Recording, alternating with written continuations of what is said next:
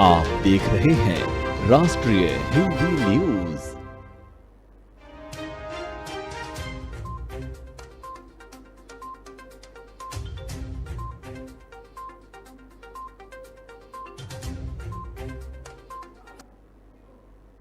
नमस्कार, राष्ट्रीय हिंदी न्यूज में आपका स्वागत है और आपके साथ हूं मैं अंजना राठौर।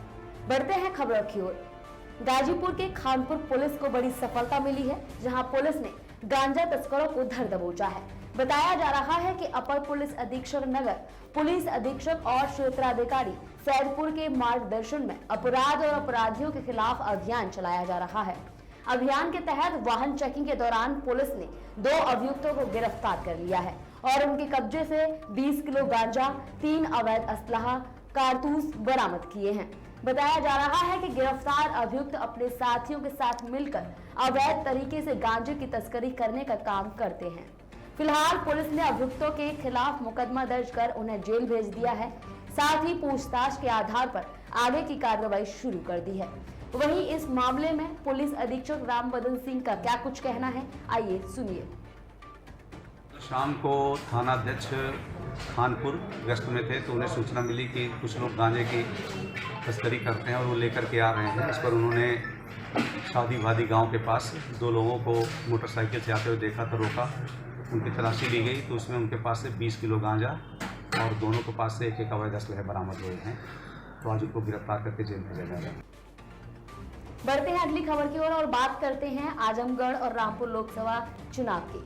आजमगढ़ और रामपुर लोकसभा सीट पर हुए उपचुनाव में समाजवादी पार्टी को मिली करारी हार को लेकर कैबिनेट मंत्री अनिल राजभर ने अखिलेश यादव पर निशाना साधा है। उन्होंने कहा है कि आजमगढ़ और रामपुर में बीजेपी के हाथों मिली हार के बावजूद सपा अध्यक्ष का गुरूर नहीं टूट रहा है। इसके साथ ही उन्होंने अखिलेश को जमीनी सच्चाई को जानने और जनता के आदेश का सम्मान करने की नसीहत दी है। यूपी सरकार में कैबिनेट मंत्री अनिल राजभर आज बहराइच पहुंचे थे। यहां उन्होंने केसरगंज स्थित एक गौशाला का निरीक्षण किया। इसी दौरान मीडिया से बात करते हुए राजभर ने अखिलेश यादव पर हमला बोला और कहा कि यूपी उपचुनाव में इतनी करारी हार मिलने के बाद भी उनका गुरूर नहीं टूट रहा है। राजभर ने कहा कि विपक्ष को जनाधार का सम्मान करना चाहिए और जमीन की सच्चाई को समझना चाहिए।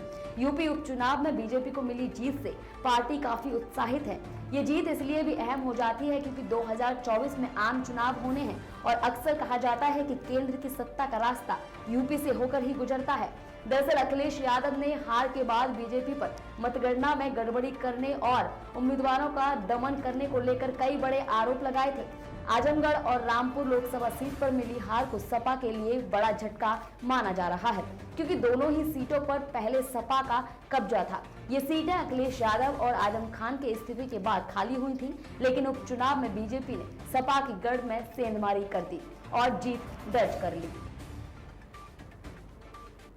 यूक्रेन पर हमले के बाद से पश्चिमी देशों के रूस पर लगाए प्रतिबंधों से अब पाकिस्तान की चिंता बढ़ गई है। पाकिस्तान का कहना है कि इन प्रतिबंधों का असर पाकिस्तान समेत कई विकासशील देशों पर पड़ रहा है।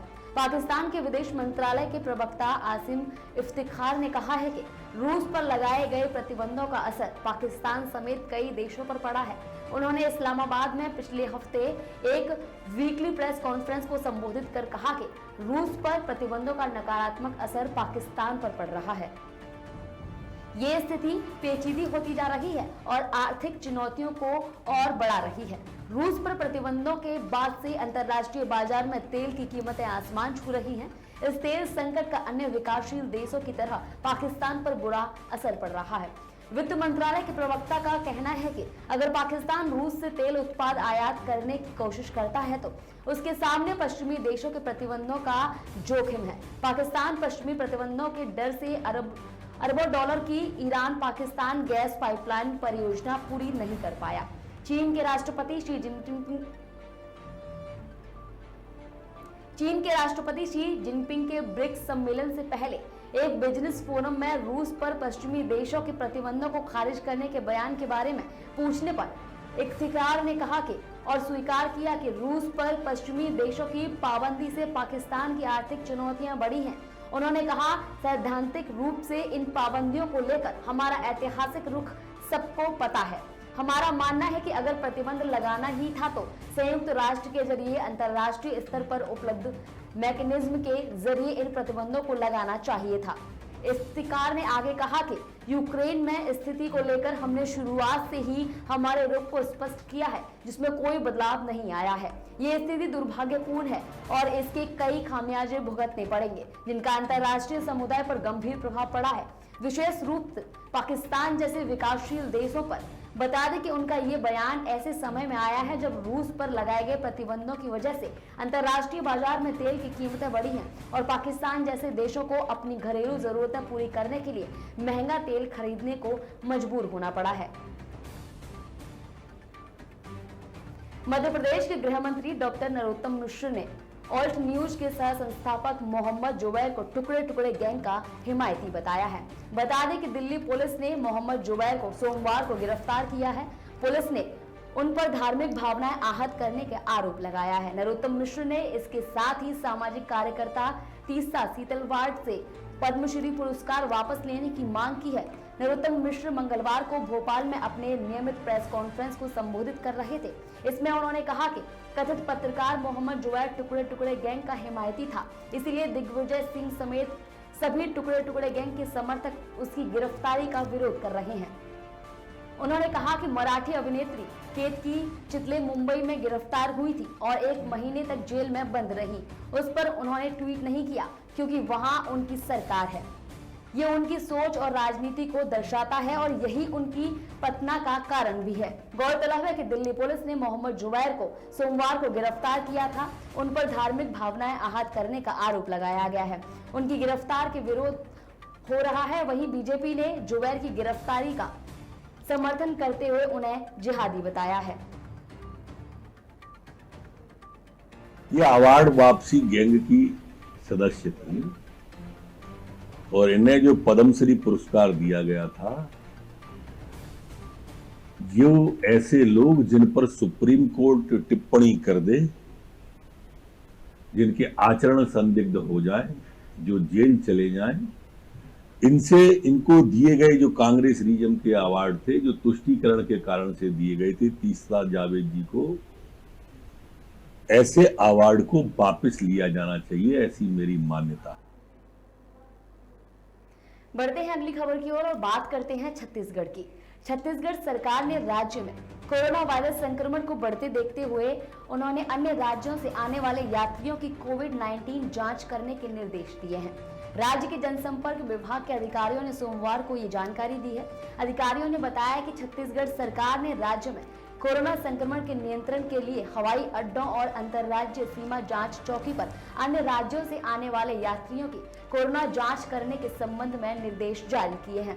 उन्होंने बताया कि इस संबंध में सामान्य प्रशासन विभाग ने निर्देश जारी किया है, जिसमें कहा गया है कि राज्य के सभी हवाई अड्डों पर आने वाले यात्रियों और अन्य राज्यों से अंतर जनपदीय और अंतर्राज्यीय सीमा जांच चौकी के माध्यम से आने वाले यात्रियों की कोविड-19 जांच की जाएगी। अधिकारियों ने बताया कि राज्य सरकार ने राज्य के सभी संभागायुक्त, पुलिस महानिरीक्षक, कलेक्टर और पुलिस अधीक्षकों को अपने अपने क्षेत्र में निर्देशों का कड़ाई से पालन सुनिश्चित करने के लिए कहा है। बता दें कि छत्तीसगढ़ सरकार द्वारा जारी कोरोना बुलेटिन के मुताबिक छत्तीसगढ़ में पिछले 24 घंटे में कोरोना के 125 नए मामले सामने आए हैं। इसमें सबसे ज्यादा दुर्ग जिले में मरीज मिले हैं। दुर्ग में पिछले 24 घंटे में 28 कोरोना संक्रमित मरीजों की पहचान हुई है। वहीं राजधानी रायपुर में 26, बिलासपुर में 8, बेमेतरा में और सरगुजा में 9 मरीज मिले हैं। इसको देखते हुए राज्य सरकार ने ये फैसला लिया है। ऑल्ट न्यूज के को-फाउंडर मोहम्मद जुबैर की गिरफ्तारी पर AIMIM प्रमुख असदुद्दीन ओवैसी ने तीखी प्रतिक्रिया दी है। उन्होंने कहा है कि यदि मोहम्मद जुबैर को कुछ होता है तो इसकी जिम्मेदारी मोदी सरकार की होगी। ओवैसी सोमवार को जबलपुर में नगरीय निकाय चुनाव के लिए अपनी पार्टी के प्रत्याशियों के पक्ष में जनसभा को संबोधित करने आए थे। उन्होंने कहा, देश के प्रधानमंत्री से पूछना चाहता हूँ कि नुपुर शर्मा को क्यों गिरफ्तार नहीं किया गया, क्यों भारत के प्रधानमंत्री नुपुर शर्मा को बचा रहे हैं और मोहम्मद जुबैर जैसे लोगों को जेल में डाल रहे हैं। AIMIM चीफ असदुद्दीन ओवैसी ने कहा कि दिल्ली में ऑल्ट न्यूज के जुबैर को पुलिस ने गिरफ्तार किया, उन्हें झूठा केस लगाकर गिरफ्तार किया गया है। अगर जुबैर को कुछ भी होता है तो इसकी जिम्मेदारी मोदी सरकार पर आएगी। बीजेपी सरकार बताए कि आखिर जुबैर का क्या जुर्म है जो उन्हें जेल में डाला गया है। उन्होंने कहा कि मैं ईश्वर से दुआ करता हूं कि जो भी जेल में बंद है वे किसी भी मजहब के हों, ईश्वर उनको इन जालिमों से बचाए। अपनी पार्टी के 7 पार्षद पद के प्रत्याशियों के समर्थन में जनसभा करते हुए ओवैसी ने कांग्रेस पर तीखा हमला बोला। उन्होंने कहा कि मैं कमलनाथ से पूछना चाहता हूं, मैं उस दिग्गी राजा से पूछना चाहता हूं कि मध्य प्रदेश की जनता ने कांग्रेस पार्टी को सत्ता दी थी, लेकिन विधायक कांग्रेस छोड़कर बीजेपी में शामिल हो रहे हैं। कांग्रेस के 20 विधायक कांग्रेस छोड़कर बीजेपी में चले जाते हैं और सिंधिया मोदी की गोद में बैठकर चाय पीते हैं। तो इसका जिम्मेदार ओवैसी है या कांग्रेस पार्टी? ओवैसी ने कहा कि अगर मध्य प्रदेश में मुसलमान और आदिवासी परेशान है तो इसकी जिम्मेदारी केवल कांग्रेस की है। वहीं बीजेपी पर आरोप लगाते हुए ओवैसी ने कहा कि सत्ता और अहंकार में डूबकर अगर किसी भी गरीब का घर तोड़ते हैं या जिनने गरीबों को जुल्म किए हैं और उनको इंसाफ नहीं दिया गया तो ईश्वर उनका इंसाफ करेगा। हम देश के प्रधानमंत्री से पूछना चाहते हैं कि नुपुर शर्मा को क्यों गिरफ्तार नहीं कर रहे? क्यों भारत के प्रधानमंत्री नुपुर शर्मा को बचा रहे हैं? क्यों बचा रहे हैं? नुपुर शर्मा को बचा रहे, जुबैर को जेल में डाल रहे। बताइए देश के प्रधानमंत्री, आपने तो इमरजेंसी को कंडेम किया था, मगर ये क्या हो रहा है हमारे देश में? आगे बढ़ते हुए बात करते हैं संजय राउत की। ईडी ने शिवसेना सांसद संजय राउत को दूसरा समन भेज दिया है। उन्हें पात्राचौल भूमि घोटाला मामले में 1 जुलाई को ईडी के सामने पेश होने के लिए कहा गया है। ईडी ने उन्हें 1 जुलाई को सुबह 11 बजे बुलाया है। संजय राउत को मामले से जुड़े हुए महत्वपूर्ण दस्तावेज भी लाने के लिए कहा गया है। आपको बता दें कि इससे पहले बीते दिन यानी सोमवार को भी ईडी ने शिवसेना के राज्यसभा सांसद संजय राउत को इसी पात्राचौल पुनर्विकास परियोजना पर मनी लॉन्ड्रिंग मामले की जांच के सिलसिले में तलब किया था। राउत को मंगलवार को ईडी अधिकारियों के सामने पेश होने को कहा गया था। इस समन के बाद संजय राउत ने कहा था कि वो पीछे नहीं हटेंगे। मुझे अभी पता चला है कि मुझे ईडी ने तलब किया है। जब हम बड़ी लड़ाई में लगे होते हैं तो हमें रोकने के लिए इस तरह के हथकंडे अपनाए जाते हैं। हम बाला साहेब ठाकरे के शुभ सैनिक हैं और मैं गुवाहाटी का रास्ता नहीं अपनाऊंगा, भले ही मेरा सिर काट दिया जाए। आओ मुझे गिरफ्तार करो, जय हिंद। ये घटनाक्रम ऐसे वक्त पर हुआ है जब शिवसेना के विधायकों की बगावत की वजह से महाराष्ट्र सरकार के भविष्य पर सवाल खड़े हो रहे हैं। फिलहाल के लिए खबरों में इतना ही। देखते रहिए राष्ट्रीय हिंदी न्यूज। जय हिंद।